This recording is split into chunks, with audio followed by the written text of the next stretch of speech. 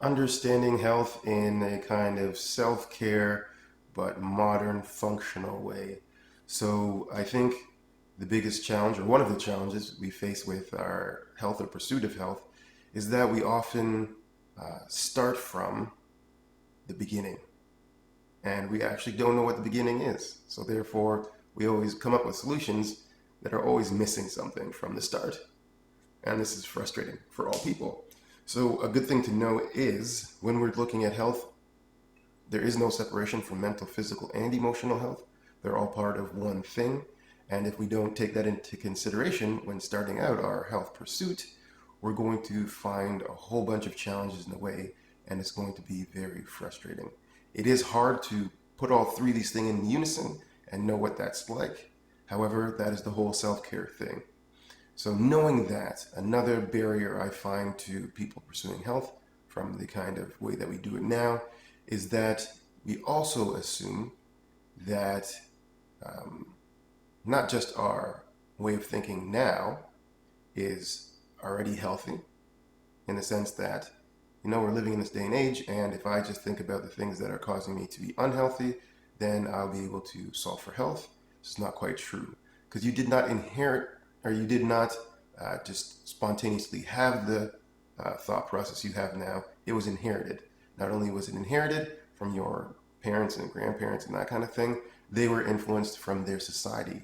They've left different rules and policies in place that don't particularly make sense to today's date. So this causes some confusion. Um, we can easily say things like telling the truth is good, and we know the words, but what are the actions? We think we know the actions, but what kind of personality can thrive in doing those actions? We often feel that the nice guy gets treated badly. However, the nice guy is not trying to pursue being treated well. So there's all these kind of missing pieces, even in the what we call the mental atmosphere or generational mental atmosphere. And so we do need to do some kind of house cleaning before we start on our practical version, our action version of health. This also being said, we do also have to do some cleaning up of our emotional and energetic charged things. So if we do have blind spots, we want to enlighten them. If we do have sharp points, we want to smooth those out. If we do have um, low energy or motivation in an area, we want to look deeper into that. In doing this kind of cleaning, this emotional cleaning, I guess you could call it, we gain the most amount of energy that we need. We've now refined our energy to be ready to take on the challenges that are in front of us. So we will not be drained in the same way. We'll have reserve to take on these challenges. And if we take on the mental health side and refine the way that we're solving for, get more information on how we're actually going to get to our end goal outside of strict focus or strict discipline. And then we are able to do a little bit better. We have to have an ideal in place here.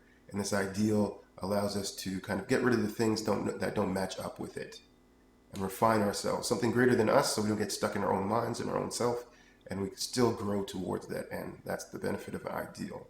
And physically, we have to be in tune with the body. We have to know that the body only gives us results, and therefore, if the results are not what we want, then we are missing something, and we have to go back to the solving thing to see what is in the way. Is it an emotional thing? Is something blocking us? Are we missing some pieces? Is it a mental thing? Are we saying one thing is something and it's not? This is very often the case when it comes to mental health or mental solution. We're often saying, well, my definition of a good person is dot, dot, dot, dot. And we don't know what that definition actually is. What is the result? What happens to this good person? And what are the costs to doing it?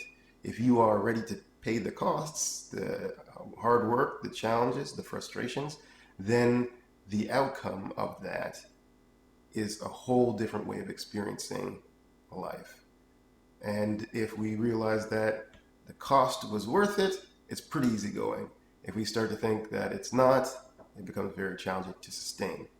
So that all being said, we do have to, again, reside in our bodies because that's the way nature has it. And we have to stay close to the outcomes of our actions. And if they are not correct, if it's off, if it's not what we thought, then this process of restructuring needs to happen in a self care way. So I wanted to clarify that stuff to bring health more into a organic form, if you will. It is an environment, and to navigate this environment, we have to be aware of the terrain. All right.